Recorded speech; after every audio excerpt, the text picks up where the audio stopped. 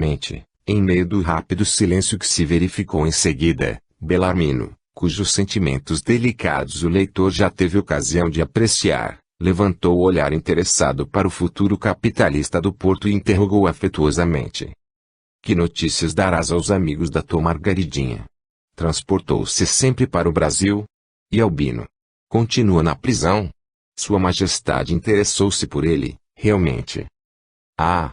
Sim, fez o inconsolável pai suicida, como se houvesse vibrado acordes pungentes nas mais sensíveis cordas do seu coração. Estava mesmo para vos participar alvíceras. Nunca mais pude visitá-los, como sabeis, por não me permitir a situação moral apaixonada, capaz de muitas indiscrições. No entanto, estou seguramente informado de que Margaridinha, em chegando ao Brasil, casou-se com um compatriota, homem honesto e probo, que lhe ofertou afeição leal e um nome honrado. Louvado seja Deus! Que bem faz a minha alma dar-vos esta notícia. Quanto ao Albino, é comerciante, embora modesto, em Lourenço Marques, corresponde-se assiduamente com seu amigo Fernando, que o tem aconselhado muito honradamente, que todos os esforços envidou para favorecer-lhe meios honestos de viver, instruindo ainda, ao demais, na ciência dos espíritos, da qual é fiel adepto. Casou-se também, há pouco mais de um ano, com bonita morena portuguesa africana. E agora é pai de duas lindas gêmeas recém-nascidas. Tu os vês, de certo, ó Jerônimo, se bem os não visites? Interroguei, partilhando a saudade que transparecia de suas expressões. Sim, amigo Botelho. Vejo-os através dos aparelhos do irmão Santarém, e é como se os visse de bem perto e com eles falasse, pois isso me é permitido. Quanto a Zulmira, cúmplice infeliz dos meus desatinos, termina sua desgraçada vida amparada pelas duas filhas mais velhas, as quais não se negaram mercê de Deus, a socorrê-la, quando as procurou. Tentou interceptar a ida de Margarida para o Brasil, sem o conseguir. Pobre Zulmira! Amava tanto, meu Deus! Fui o responsável por suas quedas. Também a ela devo reparações, que mais tarde proverei, com o favor do céu. 2 dias depois, Roberto de Canalejas voltou a visitar-nos de posse de um convite de irmão Teócrito para, à noite, atendermos a reunião solene a realizar-se na sede do departamento hospitalar. Tratava-se, dizia o moço de Canalejas, de uma cerimônia de despedida, durante a qual seríamos desligados da tutela do departamento e considerados habilitados para outros carreiros em busca das reparações para os serviços do progresso. Dos bairros anexos aos hospitais seguiriam antigos tutelados assistirem ao importante conclave, que a todos profundamente interessava. Como será fácil entrever, a movimentação era intensa, nesse crepúsculo em que todas as dependências do grande departamento enviavam contingentes de espíritos considerados aptos ou necessitados dos prélios terríveis da renovação canal expiatória, devido ao crime da maior infração da criatura face do seu Criador. Pela primeira vez penetrando a sede do departamento onde Teócrito mantinha os gabinetes de direção e trabalhos que lhe eram próprios, fomos surpreendidos pela majestosa estruturação interior do mesmo, a qual apresentava, como os demais, o estilo português clássico, de grande beleza e sobriedade de linhas. Ao chegarmos, éramos gentilmente encaminhados à vasta e modelar sala de assembleia, à maneira de câmaras representativas, onde as tribunas dos discursantes seriam ocupadas pelo grande público, isto é, por nós outros, os tutelados, cabendo nível aos diretores, como em anfiteatro. Sobrepunha-se ao cenário, não destituído de magnitude, singular pallor iluminado que se diria jorrar do exterior, irisando o ambiente de miríficas gradações branco-azuladas. Pouco a pouco encheu-se o recinto. Os lugares reservados às sessões eram rigorosamente separados por linhas divisórias, tornando-se as arquibancadas, ou tribunas, como grandes camarotes destinados a classes sociais diferentes. Ali, porém, se não era social a diferenciação existente, era não obstante, moral e vibratória, o que quer dizer que os grupos que enchiam cada camarote harmonizavam-se satisfatoriamente, apresentando grau idêntico na escala das responsabilidades, dos méritos e deméritos. Enquanto conosco assim acontecia, os responsáveis pelas diferentes dependências do grande departamento mantinham-se ao lado do seu diretor, isto é, de Teócrito, a tribuna de honra situada no nível da sala. Assistentes e vigilantes, por sua vez, acompanhavam os internos nas arquibancadas, com estes fraternalmente ombreando, quais modestos espectadores.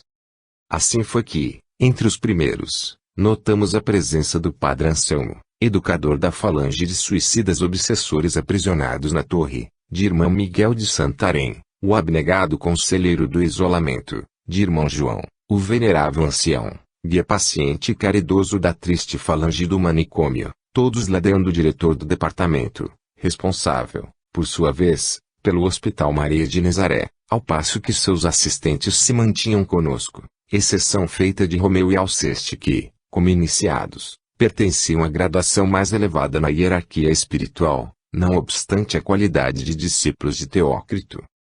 De longe podíamos bem distinguir, a claridade argêntea que descia de majestosa cúpula, alguns antigos companheiros, como Jerônimo, cabisbaixo e pensativo, e como Agenor Pefialva, o obsessor convertido sob cuidados de Padre Anselmo e Olivier de Guzmán, depois de 38 anos de pacientes esforços, e cujas feições, severas, duras, dir-se-iam traduzir desconfianças, expectativa ansiosa e sombria, pavor indefinível.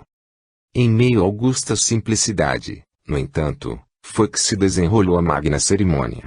Nenhuma particularidade ou traço de ineditismo surpreendeu nossas atenções ávidas do sensacionalismo mórbido da terra.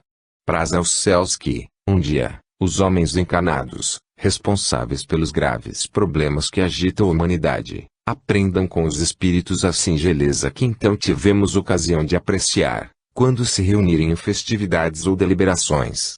No entanto, tratava-se de uma sessão magna, em a qual se resolveriam destinos de centenas de criaturas que se deveriam recuperar do erro a fim de marcharem para Deus. Efetivamente, Teócrito levantara-se, deixando irradiar do semblante fino, quase translúcido, um sorriso amável para seus pupilos, como se muito fraternalmente os saudasse, e, depois de aceno afável, começou instilando novos anseios de vida em nossas almas, rejuvenescimento para a peleja do porvir, que vinha anunciar. Nós vos saudamos, dileto pupilos, caros irmãos em Jesus Cristo. E é em seu nome e seu que vos desejamos a gloriosa conquista da paz. A voz do insigne diretor, porém, ou as vibrações do seu pensamento generoso em nosso favor, o qual entendíamos como se tratasse da sua voz, chegava ao nosso entendimento doce e murmurante, quase confidencial. No entanto, a grande assistência ouvia-o nitidamente, sem que um só monossílabo se perdesse.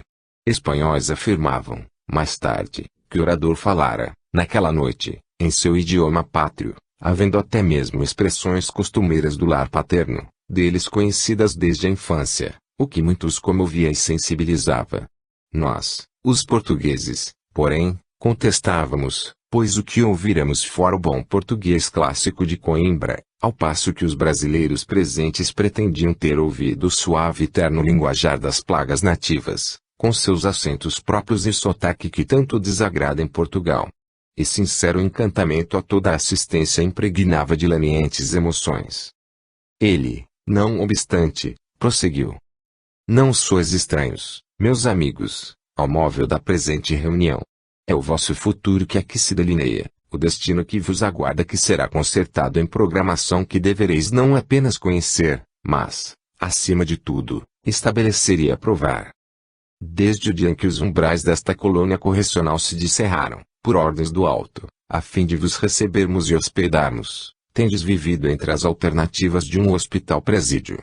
A vosso próprio benefício o fizemos, porém, para que mais fundas não se tornassem as vossas desgraças, mais ríspidas vossas responsabilidades nos desvios das inconsequências funestas que fatalmente vos teriam absorvido totalmente, por séculos de gravíssimas transgressões, não fosse a intervenção caridosa do pastor imaculado que partiu à vossa procura, ansioso por vos trazer ao aprisco.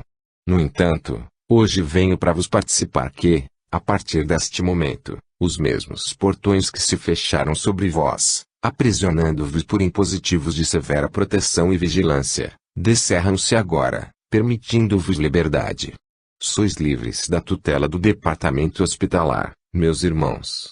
Tudo quanto a estes hospitais e a estes presídios competia tentar a fim de vos auxiliar na emergência crítica em que estáveis embaraçados, foi realizado. De agora em diante novas tentativas se impõem-me no vosso trajeto, novos afazeres e condições de vida reclamam da vossa parte atividades e energias que sinceramente desejamos sem esmorecimento nem tibieza. Pois já tereis bem compreendido que jamais haveis de morrer. Jamais conseguireis desaparecer da frente de vós mesmos, ou da frente da criação ou do universo. E isto acontece porque sois criaturas emanadas do fluido eterno da mente divina, em vós reside a vida eterna daquele que vos concedeu a glória de vos criar à sua semelhança, o que equivale dizer que sereis como ele é, por toda a eternidade. Vede que, possuindo vida eterna, finalidade gloriosa reclama a vossa presença no seio da eterna pátria, onde o soberano Senhor do Universo mantém a intensidade da sua glória. Para que, pois, haveis de recalcitrar contra a vossa origem divina? Porque se inferiorizar a criatura na desobediência contumaz às leis imutáveis da criação, se no seu cumprimento é que encontrará os verdadeiros motivos para se sentir honrada, assim como a felicidade por que tanto se empenha e suspira, a alegria, a paz, a glória é morredoura. Vosso suicídio, para que vos aproveitou? Apenas para vós próprios demonstrar o grau da ignorância e da inferioridade em que laboráveis, presumindo possuir muito saber e muita ciência, apenas para distender vossas amarguras a longitudes incalculáveis para o vosso raciocínio, quando seria muito mais suave, porque meritório, o acomodar-vos aos impositivos da lei que permite as atribulações cotidianas como incentivo ao espírito para o progresso e para a elaboração das faculdades sublimes de que é depositário. Que vos sirva a amarga lição da experiência, meus amigos. Que as lágrimas vertidas por vossas almas, inconsoláveis em presença da realidade que vindes contemplando, se perpetuem nos refolhos das vossas consciências como salutar advertência para os dias por vindouros, quando, renovando experiências que deixastes fracassar, praticardes as sublimes tentativas da reabilitação. Em vos participando a liberdade que por lei vos é outorgada, referimos-nos ao direito que tendes de, por vós mesmos, e sob vossa responsabilidade, tratar dos interesses próprios, presidindo com vosso próprio raciocínio os destinos que vos aguardam. Sim. Sois livres de escolher o que melhor vos parecer. Recebestes, onde até agora estagiastes, elucidações convenientes, que vos permitem o critério da escolha. Quereis retornar à terra imediatamente, tomando novo fardo corpóreo, vós, cuja razão devidamente esclarecida concluiu pela necessidade imperiosa, indispensável, da terapêutica reencarnacionista, única que vos conduzirá à cura definitiva dos complexos que vos têm afundado nos pantanais de irremediáveis amarguras. Tendes liberdade para fazê-lo, uma vez que estáis para tanto preparados. Preferis ficar e cooperar conosco, durante algum tempo, dilatando a época do inevitável retorno ao orbe terráqueo, seja aprendendo a servir no corpo de nossa milícia, seja desenvolvendo faculdades de amor no aprendizado fraterno de catequese e as falanges obsessoras que infestam a terra e o invisível inferior, ou no auxílio prestativo aos nossos hospitais, enfermagem, isto é, assistência benemérita de caridade e consolo fraternal, vigilância, etc. Tendes autorização para escolher. Nosso campo de ação é intenso e muito vasto, e nas fileiras da nossa agremiação bem recebido será o voluntário que, amando o Senhor, respeitando suas leis, desejando trabalhar e servir para progredir, submetendo-se aos nossos princípios e direção, se for inexperiente, quiser colaborar para o engrandecimento do bem e da justiça. Vede Joel, a quem tanto quereis, para que entrou em vossas condições. O amor de Jesus converteu em ovelha pacífica. E apesar do muito que ainda terá de experimentar na terra, como resultante do infeliz gesto que preferiu em meio da jornada que convinha vencer, quanto amor aos seus irmãos sofredores sabe lhe ofertar, quantos gestos nobres e meritórios todos os dias distribui entre aqueles que lhe são confiados a vigilância. Porventura desejais aqui ficar, sem coisa alguma tentardes para o benefício próprio, perambulando de departamento em departamento, observando fatos, presos a um círculo vicioso de contemplação improdutiva, ou entre o invisível inferior e a terra, arriscando-se a perigosas tentações, inativos, ociosos, a exercerem a mendicância do astral, sem algo de meritório praticar, conquanto incapazes da prática do mal, uma vez que não sois maus? Não nos oporemos tampouco, conquanto, com todas as forças da nossa alma e todo o sincero empenho dos nossos corações, vos aconselhemos que assim não procedais. É que isto redundaria em agravos penosíssimos para a vossa situação, em angústias evitáveis, mas que se prolongariam em estados insustentáveis que vos cumulariam de desvantagens amargosas, de incertezas e responsabilidades que muito converia evitardes. Ou, de outro modo, desejareis prolongar a permanência ao nosso lado, a fim de vos iniciardes nos conhecimentos superiores da vida, consagrando-vos aos cursos preparatórios para a verdadeira iniciação, só possível após os resgates a que vos comprometestes com a própria consciência. Sede bem-vindos, ó amigos. E aprendei com o mestre dos mestres os primórdios que vos têm faltado. E recebei em seu nome os elementos com que vos fortificareis para a consecução dos ideais de amor, de justiça e de verdade.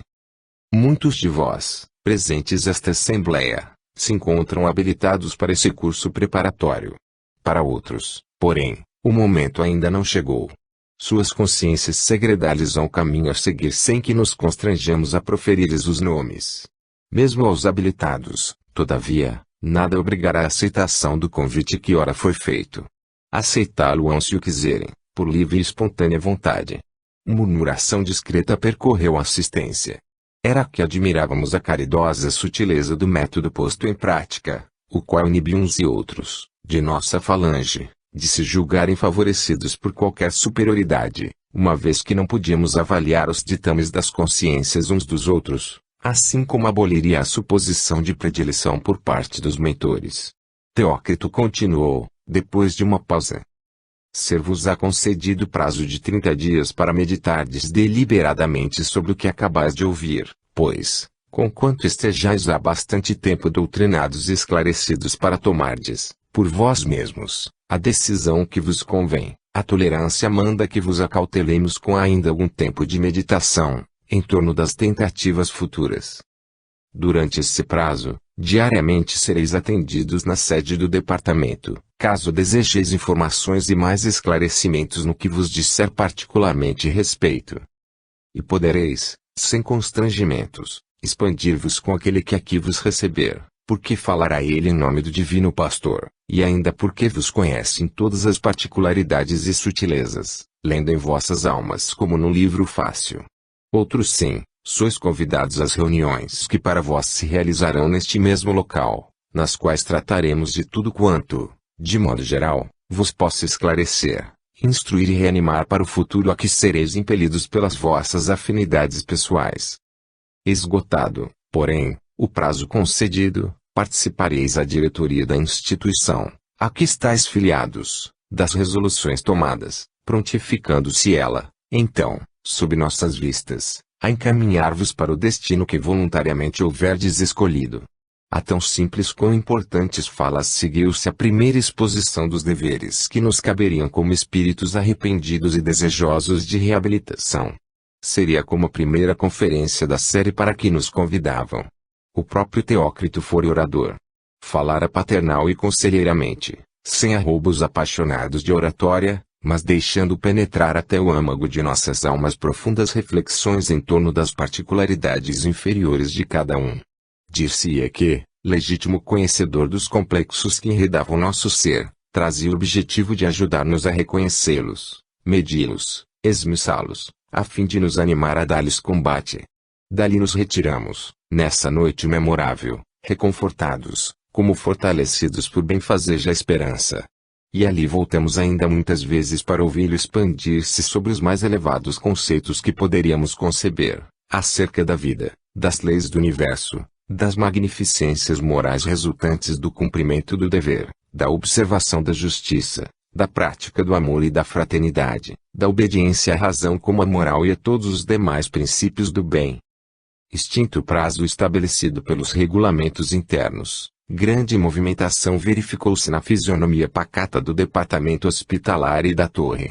Turmas de asilados cruzavam as alamedas nevadas dos parques, demandando a sede do departamento, acompanhadas de seus mentores, a fim de participarem a autoridade máxima da nobre agremiação às resoluções definitivamente tomadas depois das mais graves elucubrações e análises sobre a situação própria, assistidas pelos desvelados conselheiros e educadores e orientadas pelo próprio Teócrito, como vimos.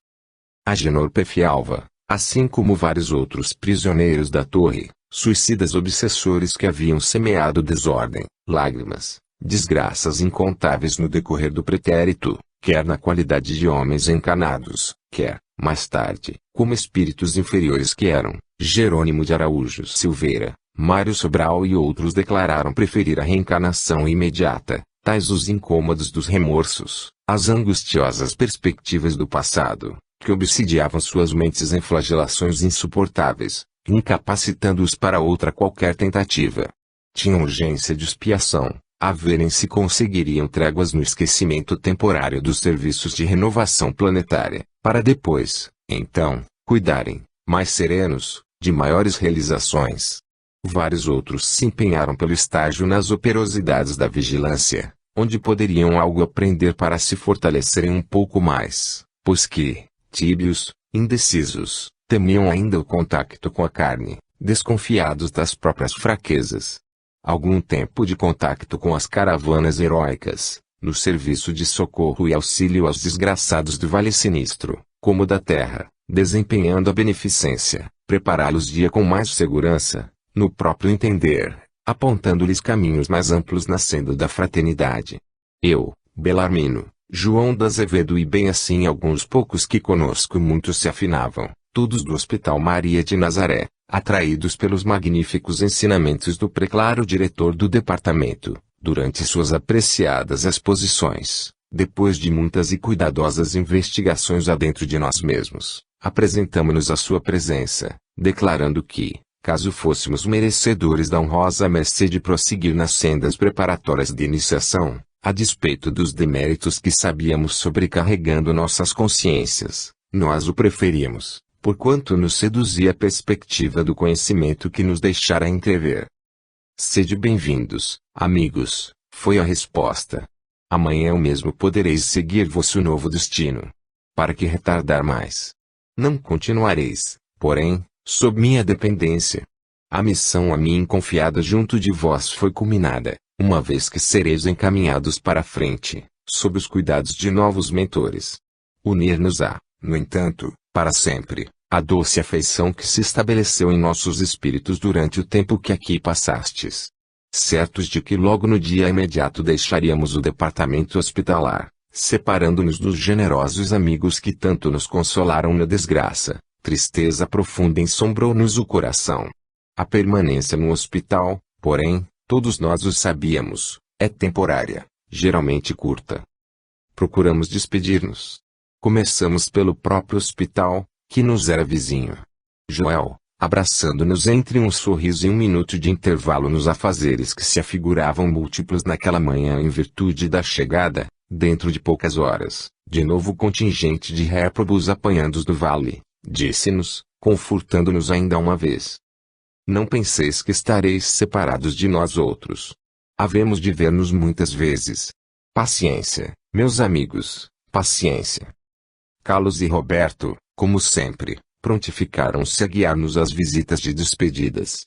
Revimos e abraçamos todos os nobres mentores, os amigos incansáveis de dedicação, a quem tanto devíamos os amáveis conhecimentos que tivemos a honra de fazer o fora do nosso departamento, os quais se estenderiam através do tempo, solidificando-se em perpétuas afeições. Achávamo-nos no departamento de reencarnação, acompanhados das gentis irmãs servidoras, Rosália e Colestina, quando ali deram entrada vários pretendentes à matrícula no recolhimento. Era compungente observá-los maturando sobre os dramas nefastos que assim os impeliam para o futuro a ser tão depressa, o futuro redentor. Dir-se-iam réprobos expulsos do paraíso por falta de afinidades para habitá-lo por mais tempo, o triste êxodo de condenados aos infernos, pelas mais graves desobediências às leis do Senhor toda bondade e misericórdia. Era, com efeito, tudo isso. Era falange de arrependidos que, por entre as lutas das incompreensões das provas terrenas, iam polir a consciência maculada pelo pecado, batizando-a no fogo redentor do sofrimento e, assim, remindo-a da desonra. Caminhavam em fila extensa, de 2 a 2, subindo as escadarias da sede do departamento e desaparecendo dentro em pouco no interior do mesmo. Prisioneiros do passado luminoso, escravizados pelo negror da mente, incapacitados, em vista de seus pungentes remorsos, para quaisquer tentativas antes de uma reencarnação expiatória, seguiam cabisbaixos, tristes, constrangidos, temerosos, dando a impressão de que só se submetiam à dura penalidade porque outro remédio não haviam encontrado para lhes restituir a honra espiritual, a serenidade íntima, senão esse providencial recurso que a lei magnânima lhes apontava, voltarem a ser homens. Renovarem-se nas lides planetárias através de exercícios reabilitadores do cumprimento do dever. Desoladora sensação de pavor fez estremecer-se em nossas fibras mais sensíveis ao se nos deparar o grupo conduzido por irmão João, diretor do manicômio. Incapazes de livremente raciocinar, seguiam para a reencarnação impelidos pela necessidade imperiosa de uma melhoria e algum progresso, e somente as escassas atenuantes que deveriam trazer, como os deméritos que a evidência mostravam, estabeleceriam condições para a existência que buscavam, assim como seus lastimáveis estados vibratórios. Irmão João, o generoso Teócrito, os técnicos do Departamento de Reencarnação, a direção-geral da colônia, seus guardiães maiores, todos criteriosamente inspirados na justiça e na misericórdia das leis soberanas do onipotente Criador, eram os mesmos que supriam suas incapacidades de justo discernimento para livremente escolherem o futuro, estabelecendo em conselho o que melhor lhes convinha, e para isso recebendo o beneplácito do Mestre Redentor Jesus. Não contivemos as lágrimas ao avistarmos Jerônimo e Mário, nossos pobres companheiros e afins desde as sombrias desesperações do Vale Sinistro. O primeiro, abatido, curvava a cabeça sobre o peito, qual o condenado submisso no momento supremo. Não nos percebeu à distância, tão absorvido seguia nas ondas aflitivas do pensamento. O segundo, porém, sorridente e valoroso, os cabelos revoltos, como no primeiro dia em que o viramos, o peito, no entanto, destemeroso, erguido como a desafiar as lutas por vindouras, olhos vivos postos para a frente, qual sonhador antevendo o ápice honroso de empresa penosamente iniciada entre os sacrifícios exigidos pela razão e as lágrimas vertidas pelo coração, ambos conflagrados por sincero arrependimento, que seria preciso expungir. Ao nos avistar, acenou amigavelmente, num adeus que parecia derradeiro, enquanto o frêmito de indescritível horror confrangia nossas almas. O desgraçado acenara com 2 miseráveis tocos de braços, onde não existiam mãos, ao passo que estas lá estavam, destacadas, encravadas em seu próprio pescoço, como recordando a morte violenta pelo estrangulamento, a mesma por ele dada à infeliz Eulina. Este será bem certo que vencerá, profetizou irmã Celestina, pensativa. Sua próxima migração terrena será calvário áspero, próprio das almas corajosas, que se arrependem. E do berço ao túmulo apenas lágrimas e asperezas conhecerá. Arrastar-se-á sem esperanças nem compensações, mutilado, enfermo, humilhado, ridiculizado, traído pela própria mãe, que o repudiará ao dar-lhe a vida, pois só obterá um corpo nos ambientes viciados em que outrora se chafurdou. Mas será preciso que assim seja, meu Deus, para que se reconcilie com a consciência própria e se reencontre harmonizado com o progresso natural de cada criatura em procura de Deus. Tão bem assim o compreendeu, que ele mesmo escreveu a sentença que lhe convém e entregou à irmã Teócrito para encaminhá-la à direção geral e conseguir a aprovação do seu guardião maior, isto é, de Maria, governadora da legião a que pertencemos. Mário impôs-se expiação duríssima, como tantos e tantos irmãos nossos existentes sobre a crosta da terra, no resgate severo e decisivo. E ao entardecer do dia seguinte deixamos o departamento hospitalar.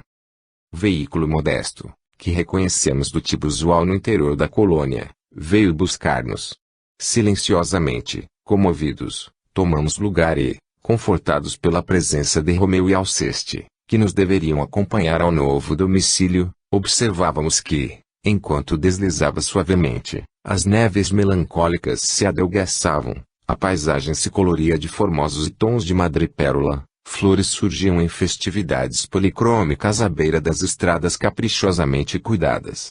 enquanto os primeiros casarios de magnificente metrópole hindu apareciam aos nossos olhos surpreendidos, que julgavam sonhar. Louvado seja Deus! Era, pois, verdade, que havíamos progredido. Terceira parte, a cidade universitária. 1. A mansão da esperança. A primeira noite foi passada em ansiosa expectação. Nossos aposentos deitavam para o jardim e das ogivas que os rodeavam descortinávamos o vasto horizonte da metrópole, marchetado de pavilhões graciosos como construídos em madrepérola, e de cujos caramanchões, que os enfeitavam pitorescamente, evolavam-se fragrâncias delicadas de miríades de arbustos e flores viçosas, não mais insípidas, níveas, como no departamento hospitalar. Tudo indicava que gravitáramos, segundo as nossas afinidades, para uma cidade universitária, onde ciclos novos de estudo e aprendizagem se franqueariam para nós, segundo nosso desejo.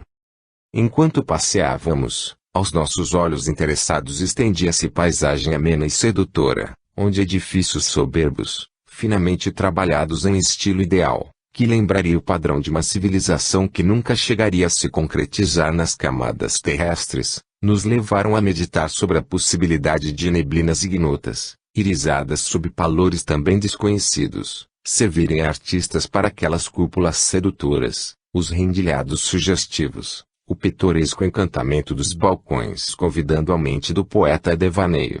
Profusos, caminho do ideal. Avenidas imensas rasgavam-se entre arvoredos majestosos e lagos docemente encrespados, orlados de tufos floridos e perfumosos. E, alinhadas, como em visão inesquecível de uma cidade de fadas, as academias onde o infeliz que atentara contra o sacrossanto ensejo da existência terrena deveria habilitar-se para as decisivas reformas pessoais que lhe seriam indispensáveis para, mais tarde, depois de nova encarnação terrena, onde testemunhasse os valores adquiridos durante os preparatórios, ser admitido na verdadeira iniciação. Não me permitirei a tentativa de descrever o encanto que se irradiava desse bairro onde as cúpulas e torres dos edifícios dir-se-iam filigranas lucilando discretamente, como que orvalhadas, e sobre as quais os raios do astro-rei, projetados em conjunto com evaporações de gases sublimados, emprestavam tonalidades de efeitos cuja beleza nada sei a que possa comparar. Em tudo, porém, desenhava-se augusta superioridade, desprendendo sugestões grandiosas, inconcebíveis ao homem encarnado. E, no entanto, não era residência privilegiada. Apenas um grau a mais acima do triste asilo hospitalar. Emocionados, detivemo-nos diante das escolas que deveríamos cursar. Lá estavam, intestando-as, os letreiros descritivos dos ensinamentos que receberíamos.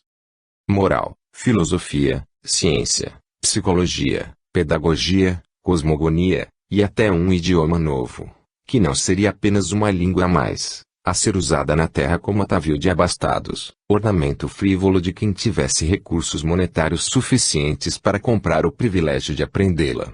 Não.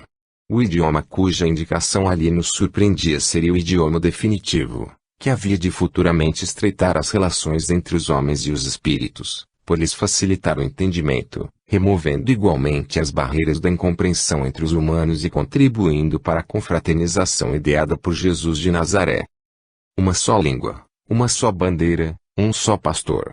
Esse idioma, cuja ausência entre médiuns brasileiros me havia impossibilitado ditar obras como as desejara, contribuindo para que fosse mais penoso o trabalho de minha reabilitação, possuía um nome que se aliava ao doce refrigério que aclarava nossas mentes. Chamava-se, tal como o nosso burgo, Esperança, e lá se encontrava, junto aos demais, um majestoso edifício onde era ministrado, acompanhando-se das recomendações fraternais para que foi ideado. Conviria, assim, que o aprendêssemos, para que, ao reencarnarmos, levando o impresso nos refolhos do espírito, não nos descurássemos de exercitá-lo sobre a terra.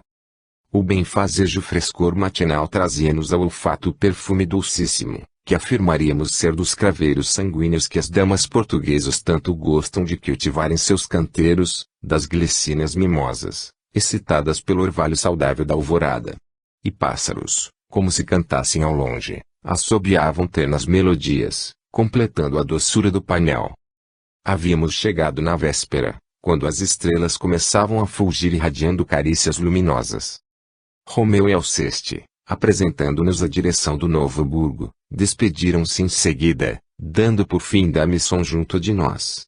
Não foi sem profunda emoção que vimos retirarem-se os jovens boníssimos a quem tanto devíamos, e aos quais abraçamos, comovidos, conquanto que, sorrindo, observassem. Não estaremos separados. Apenas mudastes de recinto, dentro do mesmo lar. Porventura o próprio universo infinito não é o lar das criaturas de Deus. Irmão Sóstenes era o diretor da Cidade Esperança. Falou-nos grave, discreto, bondoso, sem que nos animássemos a fitá-lo. Sede bem-vindos, meus caros filhos. Que Jesus, o único mestre que, em verdade, aqui encontrareis, vos inspire a conduta a seguir na etapa nova que hoje se delineia para vós. Confiai. Aprendei. Trabalhai, a fim de que possais vencer. Esta mansão vos pertence. Habitais, portanto, um lar que é vosso, e onde encontrareis irmãos, como vós, filhos do Eterno. Maria, sob o beneplácito de seu augusto filho, ordenou sua criação para que vos fosse proporcionada a ocasião de preparativos honrosos para a reabilitação indispensável. Encontrareis no seu amor do mais sustentáculo sublime para vencerdes o negror dos erros que vos afastaram das pegadas do grande mestre a quem deveis antes amor e obediência. Cumpre, portanto, apressar a marcha, recuperar o tempo perdido. Espero que sabereis compreender com inteligência as vossas próprias necessidades. Nada respondemos. Lágrimas umedeceram nossas pálpebras. Éramos como meninos tímidos que se vissem a sós pela primeira vez com o velho e respeitável professor ainda incompreendido. Foi quando, logo após, nos conduziram ao internato onde deveríamos residir, onde passáramos a noite e de onde, pela manhã, saíramos a passear. Aqui e ali, pelos parques que bordavam a cidade, deparávamos turmas de alunos ouvindo seus mestres sob a poesia dulcíssima de arvoredos frondosos, atentos e inebriados como outrora teriam sido, na terra, os discípulos de Sócrates ou de Platão, sob o farfalhar dos plátanos de Atenas, os iniciados do grande Pitágoras e os desgraçados da Galileia e da Judéia, os sofredores de Cafarnaum e Genezaré, embevecidos ante a intraduzível magia da palavra messiânica. Senhoras transitavam pelas alamedas, acompanhadas de vigilantes severas como o mar inimigos, a quem mais tarde conheceríamos muito de perto, ou impenetráveis como Vicência de Guzmán, jovem religiosa da antiga ordem de S. Francisco, irmã do nosso antigo benfeitor, Conde Ramiro de Guzmán, a qual igualmente passamos a bem-querer tão logo soubemos dos zelos imarcessíveis que a ligavam àquele dedicado servidor da seção das relações com a terra.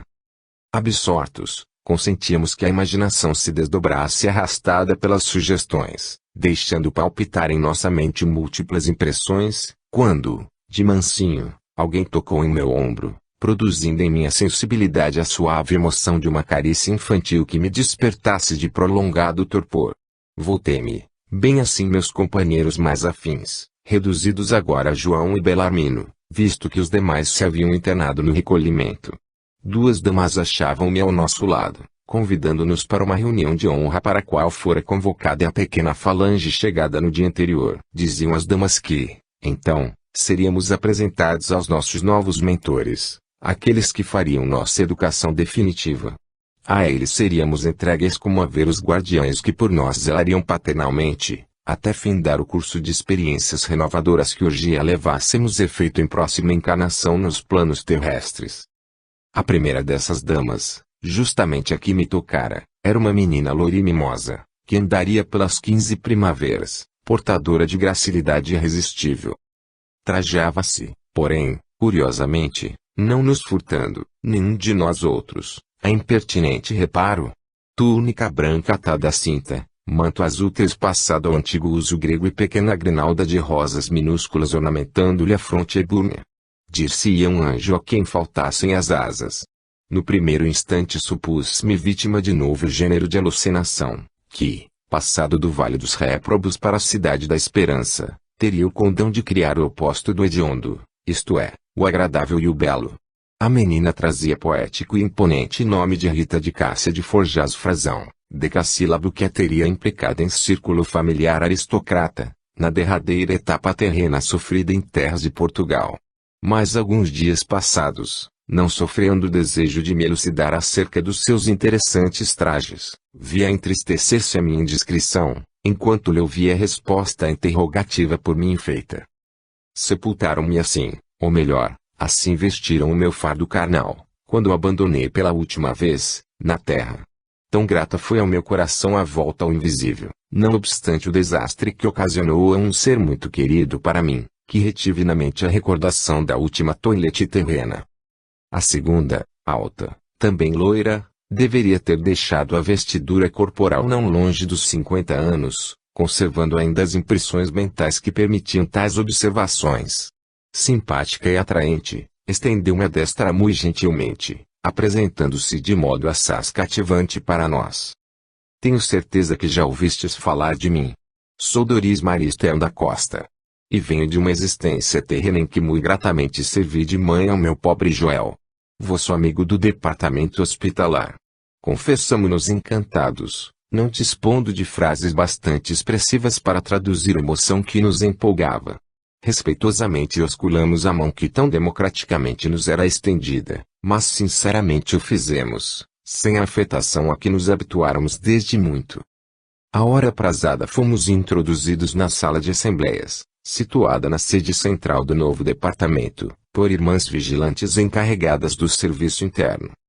Nossa turma, que contava cerca de 200 pecadores, era das mais vultosas que no momento existiam na cidade, contando em seu conjunto com um grande contingente de damas brasileiras pertencentes a variados planos sociais da terra, o que muito nos admirou, reconhecendo que as estatísticas de suicídios de mulheres no Brasil avantajavam-se de muitas de Portugal. Presidia a magna reunião o guardião-chefe do burgo, irmão Sóstenes. Iniciando-a, exortou-nos a homenagem mental ao Criador, o que fizemos orando intensamente, tal como nos fora possível, impelidos, todavia, por sincero respeito. À sua direita apostava-se um ancião, cujas barbas níveas, descendo até a cintura, para terminarem em sentido agudo, imprimiam tal aspecto de venerabilidade à sua personalidade que, emocionados, julgamo-nos em presença de um daqueles patriarcas que os livros sagrados nos retratam, de um faquir indiano experimentado em virtudes e ciências através das mais austeras disciplinas. À esquerda, outro iniciado despertou-nos atenção com seu perfil hindu clássico, o que infundiu em nosso espírito singular sentimento de atração. Tão venerável quanto o outro, a nova personagem apresentava, porém, menos idade, refletindo antes a maturidade, com a pujança do seu equilíbrio racional estampada no vigor das feições que nos deixava observar com nitidez. Mais além, um jovem quase adolescente despertou-nos maior atenção, uma vez que ocupava outra cátedra de mestre, e não o local reservado aos adjuntos. Formosíssimo de semblante, de uma feitura por assim dizer angelical, seu perfil híbrido irradiava tão impressionante doçura que suporíamos tratar-se antes de uma aparição de que os livros orientais eram férteis em mencionar, não fora a realidade insofismável de tudo quanto nos cercava. Ladeava Sóstenes à direita, ombreando com o ancião. A um sinal de irmão Sóstenes, iniciou-se a chamada dos pacientes. Nossos nomes, registrados no volumoso livro de matrícula onde os assináramos à chegada, ressoavam, um a um, proferidos pela voz possante de um adjunto que, ao lado da tribuna de honra, como que secretariava a reunião. E, ouvindo que nos chamavam, respondíamos timidamente, quais colegiais bisonhos, enquanto a repercussão fazia repetidos nossos nomes mais além, entre salas e galerias, levando-os, através das alamedas distantes, dos parques da cidade que se estendia entre flores e pavilhões grandiosos, para os perpetuarem, quem sabe, ecoando-os através do infinito e da eternidade. Todos presentes, levantou-se o diretor para o discurso de honra. Iniciais neste momento fase nova em vossa existência de espíritos delituosos, meus caros amigos. Dentre tantos padecentes que convosco chegaram a esta colônia, fostes os únicos a atingir condições indispensáveis às lutas do aprendizado espiritual que vos conferirá a base sólida para a aquisição de valores pessoais nos dias por vindouros.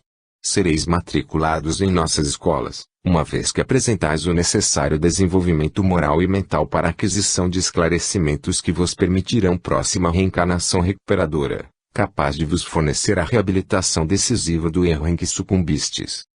Como de há muito deveis ter percebido, não sois condenados irremissíveis aos quais a lei universal aplicaria medidas extremas, relegando-vos à eterna inferioridade do presente, ao abandono das angústias inconsoláveis da atualidade, por excluir-vos da harmonia apropriada a toda a criatura originada do sempiterno amor. Ao contrário, estamos a participar-vos que tendes o direito de muito esperar da bondade paternal do onipotente Criador, porquanto, a mesma lei, por ele estabelecida, que infringistes com o ato desrespeitoso da revolta contraproducente, a todos vós facultará a possibilidade de recomeçar a experiência interrompida pelo suicídio, fornecendo-vos, honrosamente, ensejo de reabilitação certa. Nada conheceis, entretanto, da vida espiritual e urge que a conheçais.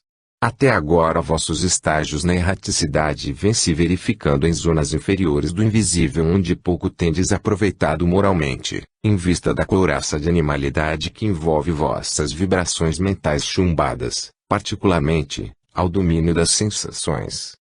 Há cerca de um século, porém, chegou a época de se antepor em rigores aos vossos continuados desatinos e despertar-vos do círculo vicioso em que vos deixastes permanecer encaminhando-vos para a alvorada da redenção com Jesus, que vos conduzirá ao verdadeiro alvo que, como criaturas de Deus, deveis forçosamente atingir. Muitos de vós, doutos que fostes na terra, lúcidas inteligências que se impuseram na conceituação da sociedade terrena, desconheceis, todavia, os mais rudimentares princípios de espiritualidade, levando mesmo a displicência ao extremo de negá-los e combatê-los, quando os descobrizes ornando o caráter do próximo. Deveis, por isso mesmo, iniciar conosco um curso de reeducação moral, mental e espiritual, que é o que vos tem faltado, já que as predisposições para tão alto feito acudiram aos apelos desesperados dos sofrimentos por que passais. Não for o gesto audacioso de precipitação, afrontando leis invariáveis que ainda desconheceis, e hoje estaríeis glorificados por vitória magnífica, laureados pelo cumprimento do dever, preparados para novos ciclos de aprendizagem. No entanto, o suicídio, que não vos trouxe a morte, porque a morte é ficção neste universo vivo e regido por leis eternas oriundas da sabedoria de um Criador eterno, que não vos concedeu nem repouso, nem ouvido, nem aniquilamento, porquanto não atingiu senão o corpo físico terreno e não, jamais, o espiritual, onde reside vossa personalidade verdadeira e eterna. O suicídio, dizemos, arrebatou todo o mérito que poderíeis ter, precipitando-vos em situação calamitosa, de qual não saireis enquanto restaurações totais não sejam efetivadas. E advirto-vos, meus amigos, que, na luta empreenderdes para a consecução de tal desiderato, mais de um século presenciará as lágrimas que derramareis sobre as consequências do execrado ato de desrespeito a vós mesmos, como a Deus. Todavia, os ensinamentos que vos ministraremos influirão bastante na vitória que devereis alcançar contra vós próprios. Mas, não saireis deste local, alçando esferas espirituais mais compensadoras, enquanto de nosso instituto, ou de vossas consciências, não receberdes certificados de reabilitação, os quais vos conferirão ingresso em habitações normais na hierarquia da evolução, e tais certificados, meus amigos, somente vos serão confiados após a reencarnação que devereis abraçar, uma vez terminado o curso iniciado neste momento. Seguiu-se pausa breve, que nos forneceu a impressão de que novas disposições despertavam as fibras de nossas almas.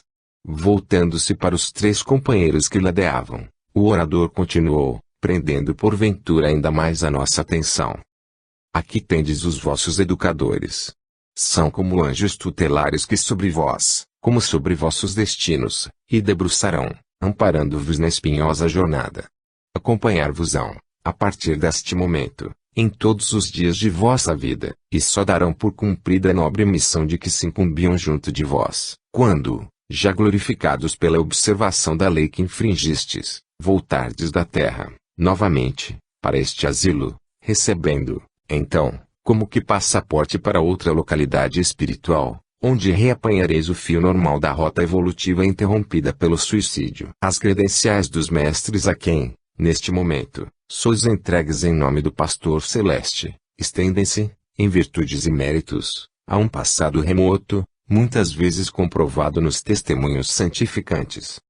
À minha direita, eis Epaminondas de Vigo, o qual, em escala ascensional brilhante, vem desde o Antigo Egito até os sombrios dias da Idade Média, na Espanha, servindo a verdade e exalçando o nome de Deus, sem que seus triunfos se arrefecessem nos planos da espiritualidade até o momento presente. Nos tempos apostólicos, onde, como discípulo de Simão Pedro, glorificou o Mestre Divino, teve a honra suprema de sofrer o martírio e a morte no circo de Domício Nero. Na Espanha, sob o império das trevas que circundavam as leis impostas pelo chamado Santo Ofício, brilhou como estrela salvadora, mostrando roteiros sublimes aos desgraçados e perseguidos, como a muitos corações ansiosos pelo ideal divino, empunhando fachos de ciências sublimadas no amor e no respeito aos evangelhos do Cordeiro Imaculado, ciências que fora buscar, desde muito, em peregrinações devotadas, aos arcanos sagrados da velha Índia, sábia e protetora, na terra, de verdades imortais.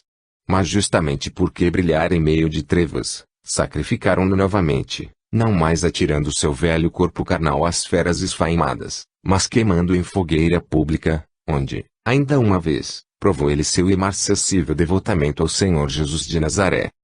À esquerda tende Soria Omar, antigo mestre de iniciação em Alexandria, filósofo na Grécia, logo após o advento de Sócrates, quando fulgores imortais começavam a se acender para o povo, até então arredado dos conhecimentos sublimes, mantidos que eram estes em segredo e apenas para conhecimento e uso de sábios e doutos.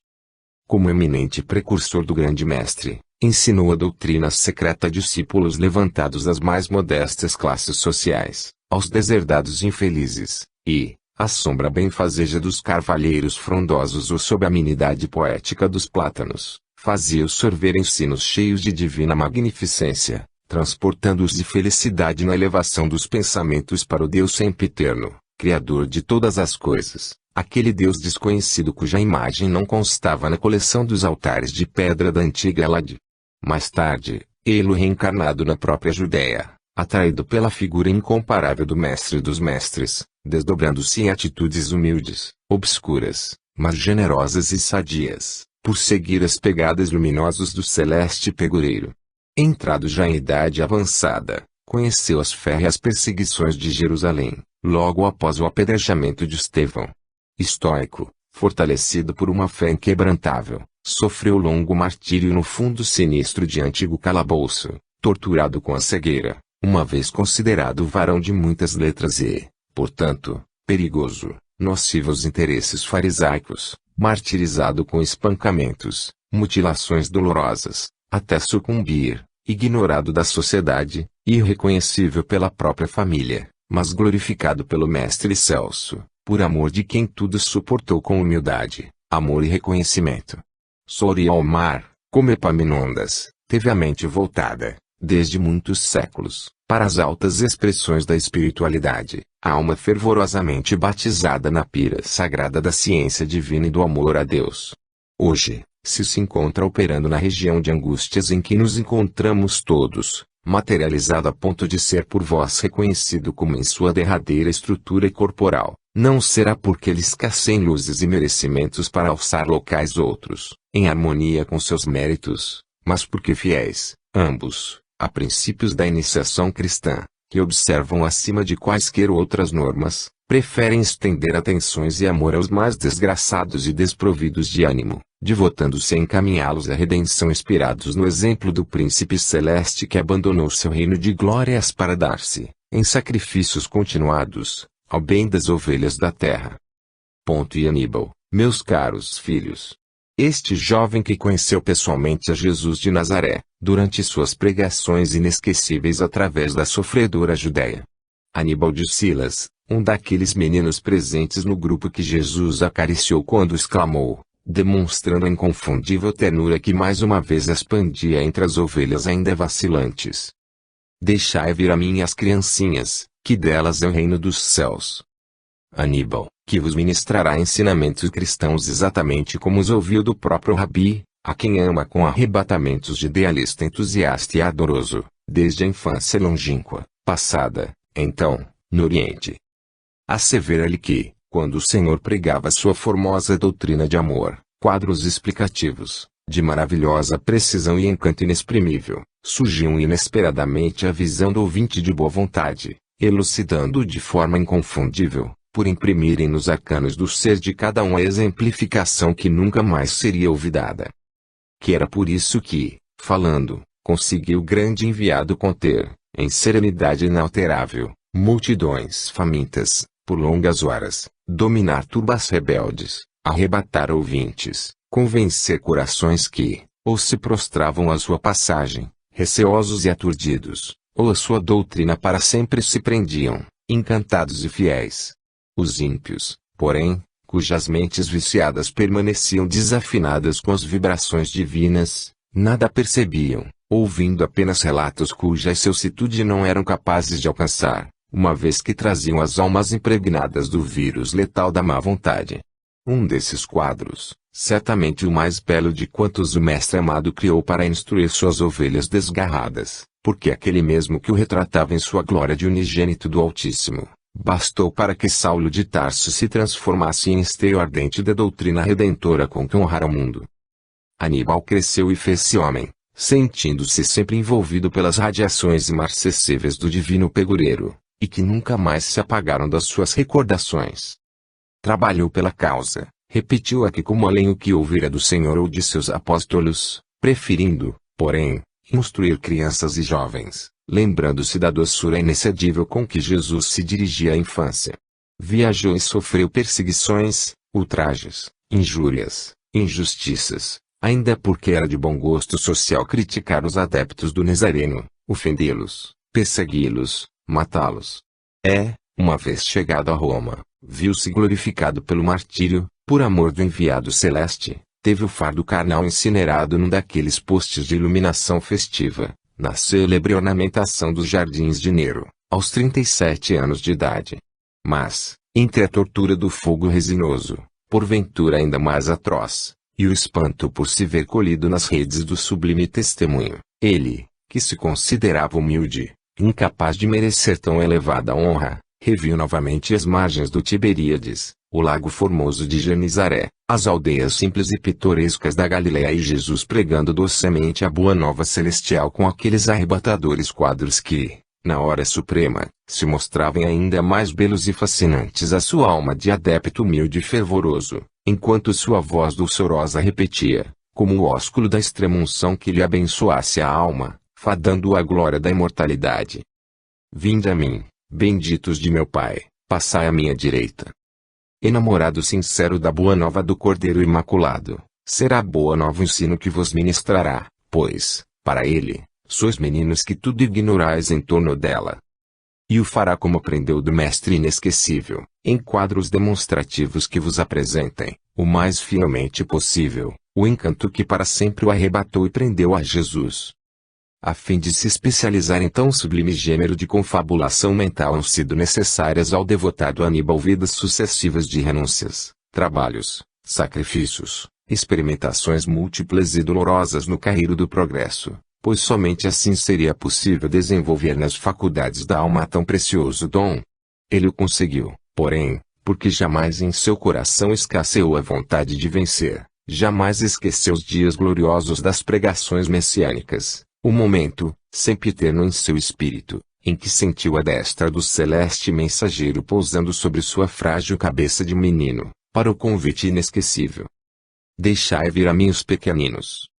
É que Aníbal vinha sendo, para isso, preparado desde eras afastadas. Viveu nos tempos de Elias, respeitando o nome do verdadeiro Deus. Foi, mais tarde, iniciado nos mistérios augustos das ciências, pela antiga escola dos egípcios. O respeito e o devotamento ao Deus verdadeiro, e a esperança inquebrantável no advento libertador do Messias divino, iluminavam sua mente desde então, por entre fachos de virtudes que não mais se esmaeceriam.